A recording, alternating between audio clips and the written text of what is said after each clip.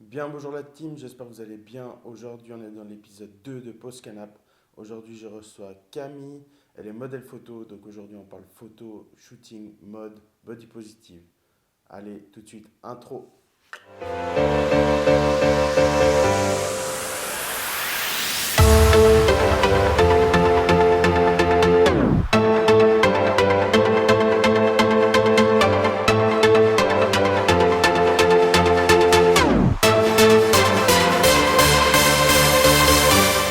Salut, c'est Camille pour Pause Canap et on va parler de photo, cyberharcèlement, mode, body positive.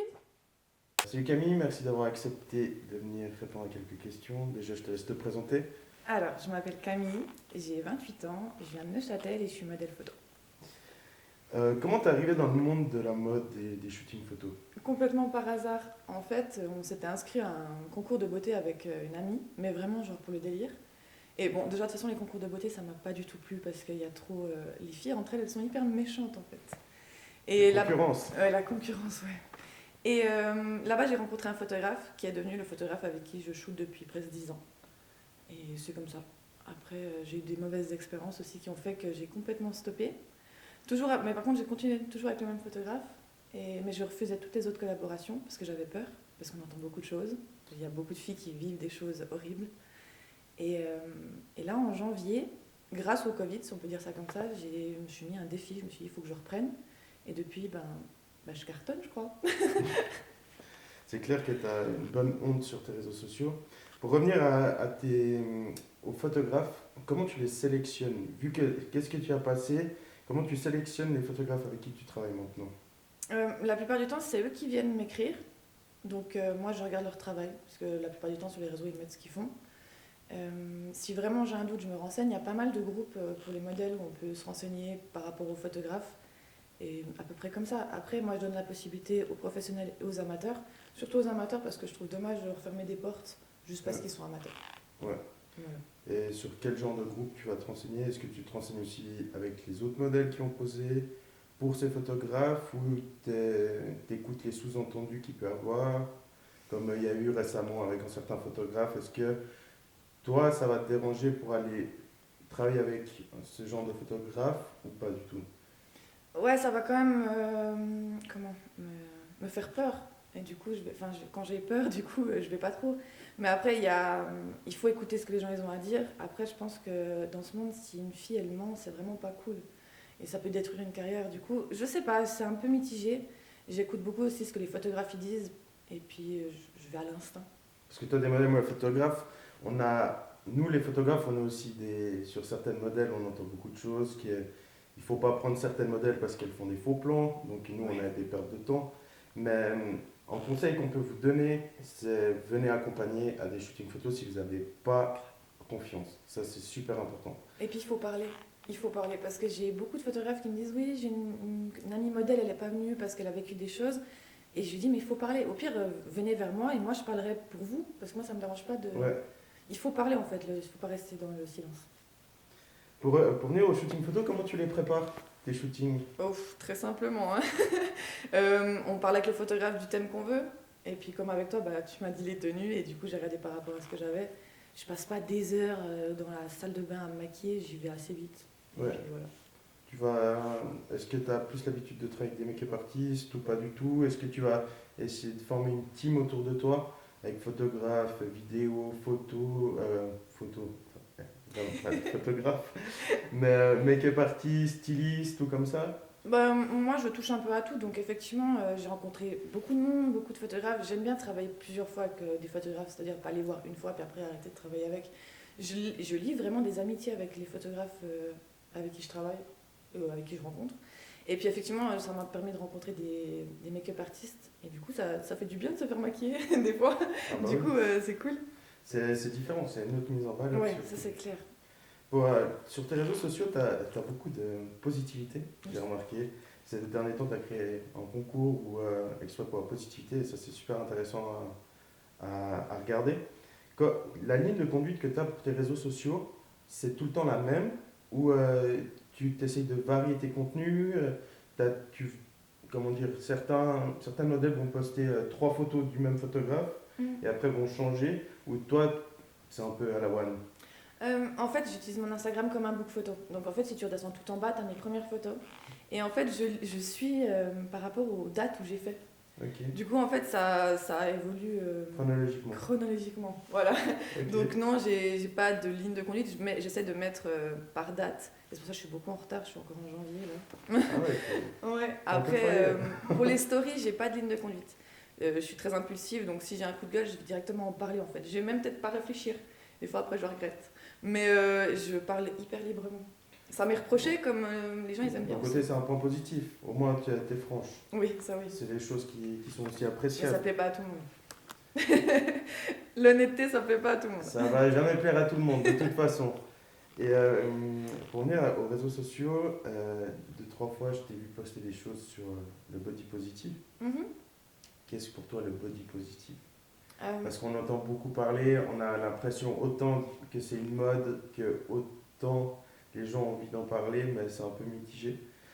Si tu vois sur certains comptes Instagram, on a plus l'impression que c'est une mode pour pouvoir se mettre en avant, c'est avec les hashtags, etc. Et d'autres, c'est vraiment l'impression que c'est pour en parler. Donc, qu'est-ce que pour toi le body positive? Mais c'est la même chose que Raymond il parlait dans ta vidéo, c'est le self-love. Il Ouais. il faut s'accepter. On est vraiment dans une génération où il y a beaucoup de réseaux sociaux et puis on peut se montrer. Alors si on se montre, il faut s'aimer, c'est le principal. Et je trouve, pour moi, le body positive, c'est ça. Après, c'est vrai que du coup, il y a beaucoup de genres de personnes qui sont mis en avant. Et moi, par exemple, qui suis toute maigre, toute fine, on va pas me... On va... Comment dire? Ah, je trouve pas mes mots. On va croire que je suis parfaite. Alors, parce que je suis maigre, alors que genre j'ai vécu des choses, le cyberharcèlement, l'harcèlement, parce que justement j'étais maigre, parce que j'étais plate, parce que j'avais pas de seins. D'ailleurs, j'en ai parlé sur une agence qui m'a contacté, justement le body positive, où j'ai pu enfin parler de mon complexe de la poitrine, par exemple. Ouais. Et c'est quelque chose que les gens ils croient que les filles maigres n'ont pas, mais bien sûr qu'on a aussi des complexes et tout. Et du coup, je pense qu'il faut mettre en avant tout le monde. C'est pas juste des genres de personnes. Donc, voilà. Pour moi, le body positive, c'est ça. Tu viens de parler du cyberharcèlement. Mhm. Si tu as envie de nous expliquer un peu qu'est-ce qu'ils ont vécu ou... Alors moi, j'ai pas été dans une période où il y avait le cyberharcèlement. Moi, c'était vraiment du harcèlement dans la vie réelle. Ouais. Déjà à l'école secondaire, tout ça. Après, je vis dans une petite ville, hein, dans un petit canton, donc tout le monde se connaît. Et déjà, quand j'avais 16-17 ans, je sortais beaucoup en soirée. J'avais déjà un style assez particulier, assez extravagant. Et du coup, je pense que ça plaisait pas aux gens. Et on était encore à une période où la femme, elle avait pas trop le droit de s'exposer ni de sortir. Du coup, j'ai été la cible de beaucoup de rumeurs, de harcèlement. Désolée du terme, je sais pas si tu vas devoir biper, mais on me traitait.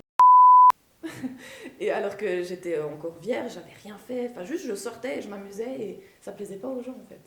Ouais. Donc beaucoup de ça a été très loin, ça arrivait jusqu'aux oreilles de ma famille. Enfin, maintenant, voilà, le cyberharcèlement, j'ai de la chance de pas trop en vivre, à part peut-être sur TikTok, mais quand ça vient des gens de 8 ans, franchement, je m'en fiche un peu. Ouais. Mais voilà, moi j'ai vécu le vrai harcèlement et je pense que tout le monde en a vécu. Même moi, hein, j'ai été harcelée et j'ai été aussi harceleuse, donc... Ouais. Bah, c'est important de faire gaffe aux propos qu'on peut avoir vis-à-vis des autres, parce que Ouais. ça peut énormément blesser, ça c'est sûr. Moi, ça m'a fait une force, hein. Ça m'a blessée pendant longtemps, j'avais honte, je me cachais, puis au bout d'un moment, je me suis dit, mais c'est eux qui ont un problème. Moi, ça va en fait, dans ce que je fais, je suis bien. Mais c'est eux qui ont un problème avec le fait que je sois bien, finalement. Oui, c'est sûr, ça peut déranger. C'est ça. La confiance en soi peut déranger, Puis finalement, ouais, la frustration, la jalousie, tout ça, quoi. c'est clair. Parlons un peu de tes projets futurs. Bah, Pour 2021, as-tu des projets particuliers ou pour la suite, as-tu des contrats avec qui tu Peut-être. travailles, des grosses choses qui arrivent pour toi? Déjà même aujourd'hui d'être là, c'est franchement un pas en avant pour moi. C'est vraiment depuis janvier 2021 que j'ai réussi à sortir de ma coquille, puis j'ai rencontré tellement de monde, donc j'espère qu'il y aura des projets. J'ai des projets encore la semaine prochaine, j'ai des projets un peu tous les jours, parce que depuis que je me suis ouverte beaucoup plus à la photo, j'ai beaucoup plus d'idées, beaucoup plus de personnes qui viennent me parler, du coup, ouais, je pense qu'il y aura pas mal de choses en 2021. Tu viens de me dire que depuis le début de cette année, t'es vraiment à fond là-dedans. Oui, parce qu'avant, j'avais le travail, et puis je suis vendeuse, du coup, les magasins ont fermé. Puis je me suis dit, je peux pas rester chez moi à rien faire. Je peux pas non plus être que derrière les réseaux, il faut que je fasse quelque chose. Puis c'est là où je me suis dit, bon, ok, tu as eu des mauvaises expériences, mais ça peut ne pas se reproduire. Et heureusement, ça s'est pas reproduit. Et du coup, j'ai rencontré tellement de personnes, je suis tellement contente. Et du coup, ouais, ça fait que depuis janvier 2021 que j'ai repris vraiment à fond. Tu as vraiment fait cette grande pause à cause de tout ce que tu as vécu en fait. Mhm. Bon, j'ai toujours continué, Ok. mais toujours avec un seul photographe. Et quel est vraiment ce déclic que tu as eu, hormis le Covid, quel est ce déclic que tu as eu pour dire, allez, je me lance, je reprends contact avec des photographes ou je réponds à des photographes qui m'ont contacté et je me relance. Quel est vraiment ce déclic que tu as eu? Et je me suis dit que j'allais bientôt avoir 30 ans, enfin dans un an, et que c'était maintenant qu'il fallait que j'accepte qui j'étais, mon corps, et que j'ai confiance en moi. Et je me suis dit, la photo, ça m'avait déjà apporté ça, maintenant j'ai besoin de plus. Et c'est comme ça, en rencontrant de nouveaux photographes, en faisant de nouvelles choses, que rien que j'ai pu faire du nu artistique, alors que c'était un truc que je pensais pas du tout faire de ma vie. Mhm. Et du coup, c'est incroyable en fait. Ok. Et pour revenir au projet 2021, Ah, quels sont tes projets? bah, j'aimerais bien intégrer une agence déjà, pour arrêter de dire que je suis modèle amateur et que je devienne vraiment modèle pro, même si je pense que ça fait 10 ans. Et il y a des gens qui ont par exemple, je sais pas, qui sont boulangers mais qui n'ont pas de CFC, on dit pas que c'est un boulanger amateur. Ouais. Du coup, j'ai quand même envie de rejoindre une agence pour dire que je suis modèle pro, même si je sais que je suis modèle, je suis pas modèle amateur. Bon, après, il faut faire attention avec ces agences. C'est pas, il y en a beaucoup qui font partie des agences et ça ne veut pas dire qu'elles sont modèles professionnels non plus. Non, c'est Pour vrai. intégrer les bonnes agences, faites attention aussi, il y a beaucoup Ah, d'agences qui sont fausses. Donc renseignez-vous auprès de tout qui vous pouvez vous renseigner pour savoir si c'est une bonne agence ou pas. Mhm. Je vais aller poser la question à Rémo, toi qui es dans les réseaux, se montrer, les stories, etc. Est-ce que la télé-réalité, ça t'intéresse à toi? La télé-réalité de maintenant, non. Celle d'avant m'aurait plus intéressée parce que j'avais l'impression que les gens étaient plus vrais. Maintenant, j'ai l'impression que les gens Qu'est-ce que t'entends par celle d'avant? mais même, je sais pas, les premières. Bon, je parle pas du loft, mais les premières télé-réalités, c'était plus. C'était pas joué, c'était vraiment genre de la vraie Ouais. télé-réalité. Là, c'est de la série enfin, de la série réalité. Et du coup, ça m'intéresse pas. Enfin, j'ai fait une école de théâtre, je sais ce que c'est le théâtre. Même pour on dit, avoir un bonus pour percer, avoir plus de visibilité. Mais je préfère percer dans la photo que percer en étant bête à la télé. C'est un point de vue, hein. C'est un point de vue. Chacun son point de vue et c'est ça qui est sympa Après, dans oui, nos ce serait attirant. Genre, tellement de gens qui suivent après, ce serait cool. C'est un tremplin. Ouais, Ça c'est peut ça. être un Ça peut tremplin. être un tremplin, ouais, c'est clair. C'est clair. Ok. Et toi, tu habites dans une petite région. Mhm. Est-ce que tu travailles essentiellement avec des photographes de ta région ou toi, par exemple, te déplacer à Zurich ou n'importe où, comme là aujourd'hui tu viens à Lausanne, mais est-ce que te déplacer plus loin, ça te dérange pas ou ça te pose un problème? Ou Non, tu vas vraiment faire en j'adore. sorte pour pouvoir grandir un maximum dans le monde de la photo et toucher un peu plus de milieux? Moi, je me déplace partout. Hein. Je suis déjà allée en Valais, je suis allée à Fribourg, je suis allée dans tous les cantons. Là, j'ai aussi un projet à Genève et tout. Enfin, franchement, je me déplace sans problème. Et c'est le problème avec le Covid, c'est que j'aimerais même me déplacer plus loin. J'ai des projets en Belgique, j'ai des projets en France, mais je peux pas aller. T'as pas Du envie de coup, faire le test spécial pour y aller. ouais, non, et puis, enfin, non, j'ai envie d'être libre, j'ai pas envie d'avoir un couvre-feu déjà. Ouais. Je me réjouis que ça s'arrête, que je puisse vraiment bouger. Ah, vu que tu me parles de ça, tu as énormément de contacts en France, Belgique et ce genre de Et choses. pas que des photographes, moi je suis assez ouverte, donc je parle facilement aux gens. Donc je connais des tatoueurs, des youtubeurs, je connais plein de monde et c'est vraiment trop cool. Franchement, c'est Ça trop peut cool. ouvrir énormément de portes, Mhm. surtout sur. Donc, projet 2021 et peut-être 2022, aller sur l'étranger. Ouais, grave. J'aimerais monter sur Paris. Monter sur Paris. Tu Ouais. veux vivre là-bas? Est-ce que tu Non, veux je pense avoir que des c'est projets trop. là-bas? Je veux avoir des projets là-bas. J'ai pas mal de contacts là-bas, du coup j'aimerais avoir des projets là-bas. Vivre par contre, je pense pas. Je viens de déménager dans un tout petit village, pas pour maintenant aller dans la grande ville, ça me ressemble pas. Bon, et t'as aussi les compagnies aux alentours. Oui. Hein. Mais c'est clair que ça peut être un tremplin pour toi et ça peut être que bénéfique. Ça, Puis c'est sûr. j'ai l'impression qu'en Suisse, on n'a pas beaucoup de visibilité. On ne prend pas trop au sérieux si on n'habite pas à Genève. Par exemple, quand tu parlais de télé-réalité, les seuls Suisses qu'on voit dans les télé-réalités, ils viennent de Genève. C'est comme Ouais. si les autres cantons, ils n'existaient pas. Ouais, la Suisse est très fermée artistiquement Ouais. et ça c'est un problème je pense pour tous les photographes, les modèles et tous ceux qui se lancent ou ceux qui se lancent dans le milieu artistique. C'est clair que de sortir des frontières c'est un peu mieux et par chance même si vous postez sur Instagram, vous taguez les entreprises, les marques, peut-être vous allez vous faire repérer comme ça. C'est clair. Comme je suis beaucoup un youtubeur et il dit continuez à faire du contenu et vous verrez là, ça va percer. Mais oui, il faut y croire. Il faut y croire.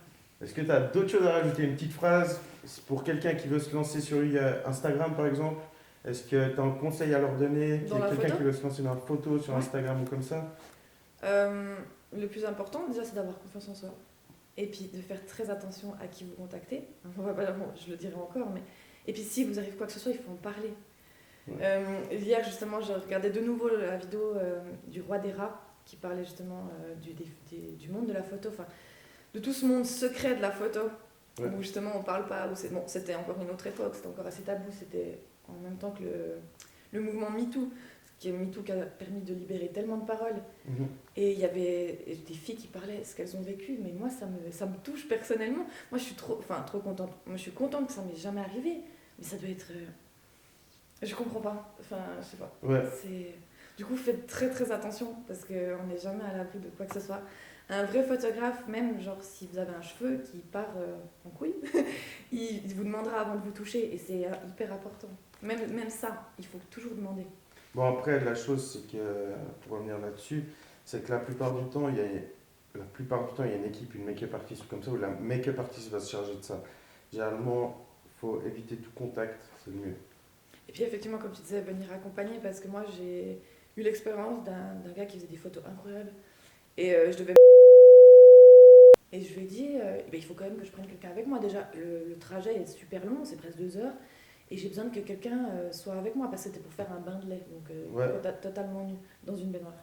Et il m'a dit, ah non, non, tu viens toute seule, ou ta pote elle attendra derrière la porte et tout. Ouais, Et ça du dépend coup, de j'ai. confiance. Ouais, non, vraiment pas. Et du coup, je suis pas allée. Après, je lui en veux pas. Peut-être que c'est quelqu'un de bien, mais il l'a directement mal pris quand je lui ai dit que je voulais prendre quelqu'un. Ouais. En mode, je suis pas un agresseur et tout. J'étais en mode, j'ai jamais dit ça en fait. Juste pour moi, ma sécurité et juste le temps de trajet, je veux juste avoir quelqu'un avec moi. Ouais, c'est clair, ça peut être aussi un conseil.